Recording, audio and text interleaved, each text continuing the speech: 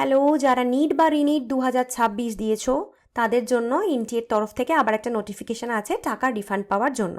এদের তো নোটিশের পর নোটিশ চলেই যাচ্ছে, এরা নোটিশ দেওয়া বন্ধও করছে না, জানি না কবে ফাইনালি এটা এন্ড হবে।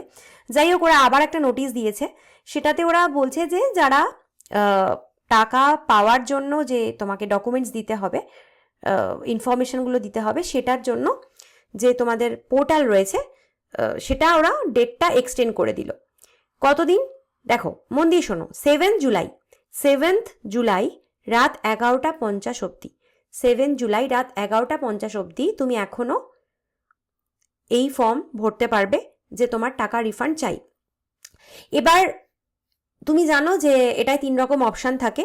এক হচ্ছে এরকম অপশান যে আমি কোনো টাকা ফাঁকা ফেরত চাই না, তো সেক্ষেত্রে একরকম। 2 নম্বর হচ্ছে যে তুমি কিছু ভুল ডকুমেন্ট দিয়েছিলে বা ভুল কোনো ইনফরমেশান দিয়েছিলে, সেক্ষেত্রে তুমি সেটা এডিট করতে চাও, আপডেট করতে চাও, তো সেটা তুমি চেঞ্জ করতে পারো, কারেক্ট করতে পারো।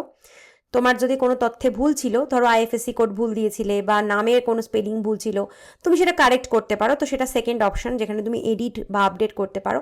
আর থার্ড অপশান হচ্ছে যে তুমি এতদিন তুমি কোনো ইনফরমেশান দাওইনি, এখন ইনফরমেশান দিতে চাও, ব্যাঙ্ক ডিটেলস দিতে চাও এবং টাকা ফেরত পেতে চাও, সেক্ষেত্রেও তুমি ব্যাঙ্ক ডিটেলস দিতে পারো এখনও। তো এই সব কিছুই তুমি করতে পারো 7 জুলাই রাত 11:50 অবধি। তো এই টাইমটা আর কি একটু এক্সটেন্ড হয়েছে। এবার অনেকেই তোমরা আছো যারা জিজ্ঞেস করবে যে ম্যাম আমি ঠিকই ডিটেলস দিয়েছিলাম, আমাকে কি আর দিতে হবে? না, তোমায় আর দিতে হবে না, তোমার কিছু করার দরকার নেই। তোমার যদি ব্যাঙ্ক অ্যাকাউন্ট ডিটেলস তুমি ঠিক দিয়ে থাকো, তুমি স্যাটিসফাইড যে হ্যাঁ নাম ধাম, account number, IFSC code, everything তুমি কারেক্ট দিয়েছিলে, তাহলে তোমার কিচ্ছু করতে হবে না, তুমি জাস্ট স্কিপ করে যাও, তোমার কিছুই করার দরকার নেই, তোমার খোলারও দরকার নেই।